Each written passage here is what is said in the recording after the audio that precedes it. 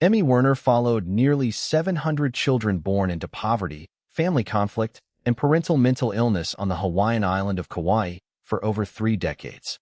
Roughly one-third of the highest-risk children in her study grew into competent, successful, well-adjusted adults despite facing adversity that developmental theory predicted should have produced serious lasting harm. Understanding what protected these resilient children became one of developmental psychology's most consequential research programs. Psychological resilience refers to the process of achieving positive developmental outcomes and adaptation despite significant exposure to risk factors, adversity, or trauma that would be expected, based on established developmental risk research, to produce serious impairment. Resilience is not understood by contemporary researchers as a fixed personality trait that some children simply possess and others lack.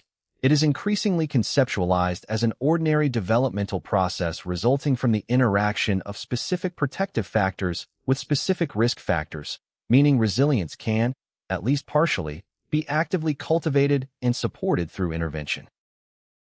Emmy Werner's landmark longitudinal study following children born on the Hawaiian island of Kauai in 1955 through adulthood found that the single most powerful protective factor distinguishing resilient high-risk children from those who developed serious later problems was the presence of at least one stable, caring relationship with a competent adult, not necessarily a parent, but often a grandparent, teacher, or other consistent mentor figure, who provided the child with a sense of being valued, supported, and believed in, even amid otherwise chaotic or difficult family circumstances.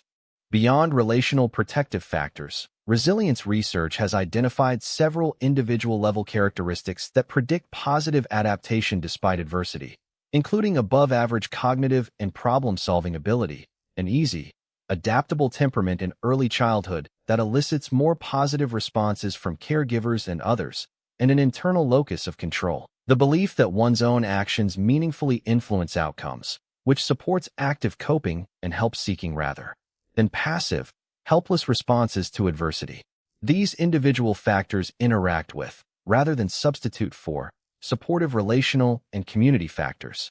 Resilience research has consistently identified community-level protective factors that operate alongside individual and family-level factors, including access to effective, well-resourced schools that provide structure and opportunity, involvement in religious or civic community organizations that provide additional supportive adult relationships and a sense of belonging and purpose, and broader neighborhood safety and social cohesion. These community-level factors matter especially for children whose immediate family environment cannot reliably provide sufficient protective relationships, offering an alternative developmental pathway toward resilient outcomes.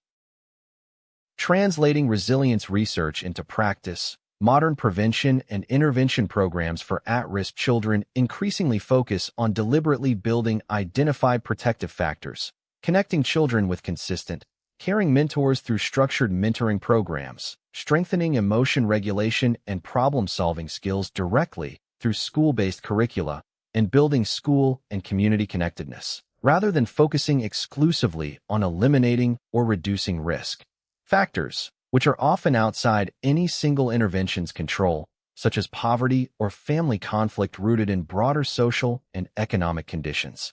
Resilience research also documents an important cumulative risk effect. While children can often successfully overcome a single significant risk factor, the probability of positive resilient outcomes declines sharply as the number of simultaneous risk factors accumulates. A child facing poverty alone often fares reasonably well, but a child facing poverty, parental mental illness, and family violence simultaneously faces dramatically compounded risk that protective factors, however strong, become increasingly less able to fully offset. This finding underscores the importance of comprehensive, multi-level intervention rather than single-factor programs for the highest-risk children. Resilience research fundamentally reframed how developmental psychology understands childhood adversity, not as an inevitable path to poor outcomes, but as a risk that specific, identifiable, and buildable protective factors can meaningfully counterbalance. This insight has directly shaped prevention science, mentoring programs, and how schools and communities support their most vulnerable children.